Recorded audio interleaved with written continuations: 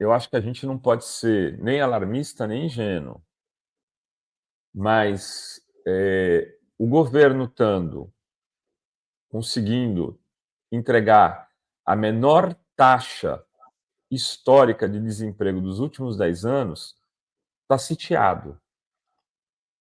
Aí muita gente vai falar: "Putz, mas Rovai", não, vamos jogar limpo aqui. O governo teve ontem, nas pautas que não são importantes, ainda bem, saidinha do preso, a questão dos direitos humanos. Eu não vi uma declaração forte, firme, do ministro dos Direitos Humanos, Silvio Almeida. Não vi ele no Congresso disputando voto. É isso que eu quero discutir. Esse governo é um governo de ministrinhos e ministrinhas. Não está enfrentando a situação com a força que se espera. E hoje a situação do governo no Congresso é terrível. O Bolsonaro conseguiu, né? Olha só, ele tinha vetado uma decisão no Congresso. Vetado. O Congresso tinha decidido uma coisa, ele tinha vetado. E ele conseguiu 300 e poucos votos contra o Congresso a favor dele. Alto lá! Quer dizer, cadê a articulação política? Não dá para culpar quem votou contra. Os caras estão fazendo a política deles. Quem são os ministros indicados por esses parlamentares? Quantos cargos eles têm? Está entregando tudo e eles não estão votando em nada? Os ministros das pautas que estavam sendo discutidas lá fizeram um trabalho de base no Congresso, no Legislativo? Fizeram um debate com a sociedade? Um governo que está entregando o menor desemprego dos últimos 10 anos, ser humilhado. Foi uma humilhação ontem, gente. Vamos parar de fazer de conta que não está acontecendo nada. Foi uma humilhação a votação de ontem. Se fosse no parlamentarismo, o primeiro-ministro entregava o cargo ou não, Henrique? Como é que acontece depois de tomar uma trolhada dessa? O cara vai lá, boné. E não vai acontecer nada? Eu quero discutir isso aqui. Tem gente aqui, não, a manchete é um sinal de alarme.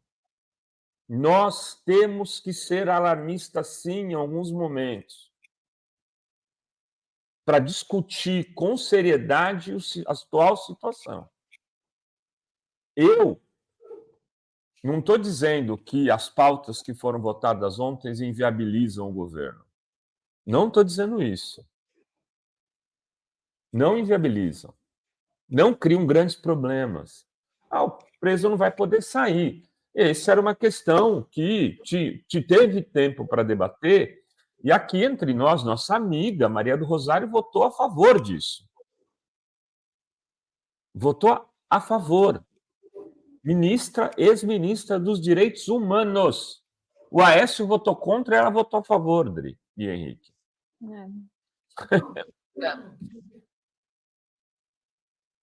Ou tá tudo. Então eu sou alarmista. Não está tudo uma confusão. Como é que pode um governo tomar 350 votos na cachola? Aí o problema é a manchete. A manchete está errada? Ou errado está o governo? O que está errado aqui? O governo, quando a gente falava lá atrás, venho de longe. Quando a gente falava que o mensalão era para derrubar o Lula e prender o Zé Dirceu, o pessoal dizia: bobagens, esses blogueiros. eles são irritantes, eles ficam falando as coisas, eles ficam exagerando. Prenderam o Zé Dirceu e quase derrubaram Lula.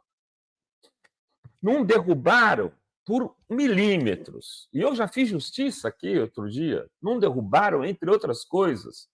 E olha que eu tenho hoje um bode desse cara que é o tamanho do mundo. Porque o Aldo Rebelo foi eleito presidente da Câmara lá em 2006 contra o Tomás Nonô. Eu cobri a sessão, ninguém me contou. Se o Tomás Nonô ganhasse, o Lula ia para o impeachment e perdia. Em 2013, a Dilma, muito generosamente, nos convidou para uma entrevista, em 2015.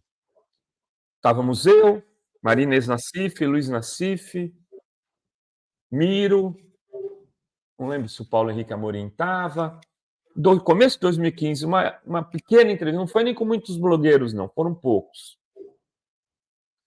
Eu perguntei para a Dilma, depois da derrota, com as derrotas que você tem tido no Congresso, você não tem medo do impeachment? A Dilma deu uma risada desse tamanho, ela sabe que eu não estou mentindo, e falou, que derrotas, Rovai?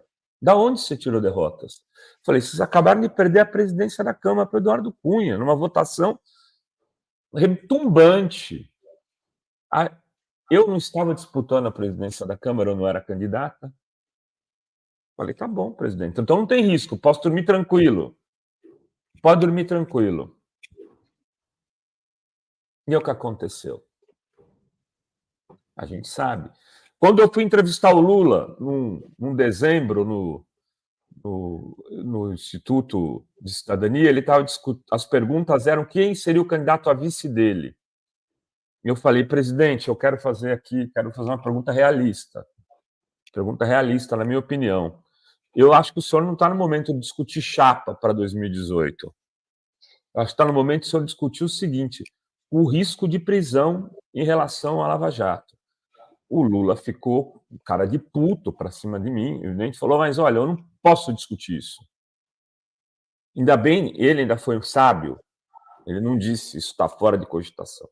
Se eu discutir isso, eu não acordo, não tomo café da manhã e não venho aqui para conversar com vocês. Tá bom. Eu saí dali, tinha nego me cutucando, assessor. Porra, que pergunta, que pergunta. Lula foi preso, a Dilma foi caçada. Nós não sabemos o que é a elite desse país? Nós não conhecemos a elite que a gente convive, que foi a última a entregar a libertação dos escravos no mundo? Nós não conhecemos a elite no Brasil que desde sempre fez golpes para impedir qualquer tipo de avanço? Enfim, está aqui. Vocês acham que minha manchete está exagerada? Eu queria ouvir os comentários agora.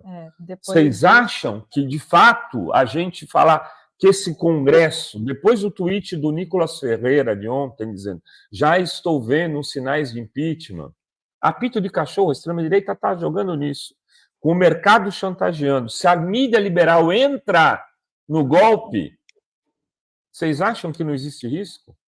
Se a mídia resolve falar, ô Lula, dá para segurar? Eu estou dizendo, eu não estou falando que vai ter, eu estou falando que estamos deixando o cenário facilitar isso acontecer. E aí eu quero chegar, Dri e Henrique, no problema da questão. Eu acho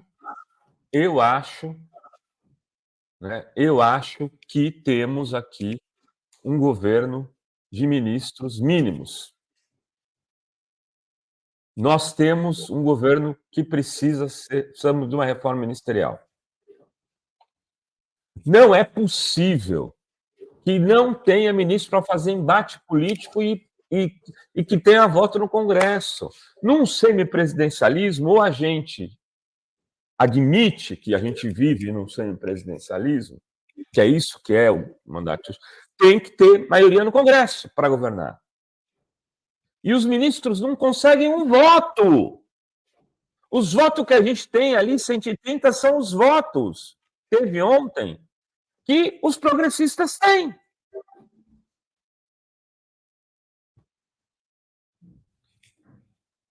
Então, chegou a hora, Lula. Não dá mais. Vai ter que ver, talvez enxugar a possibilidade. Aquela base almejada de 300 deputados, esquece. 313. Precisa de 171 para não ter impeachment agora. Se fortalecer, talvez entregar pedaços do governo para ter 200. Mas com gente que vote junto, que se comprometa.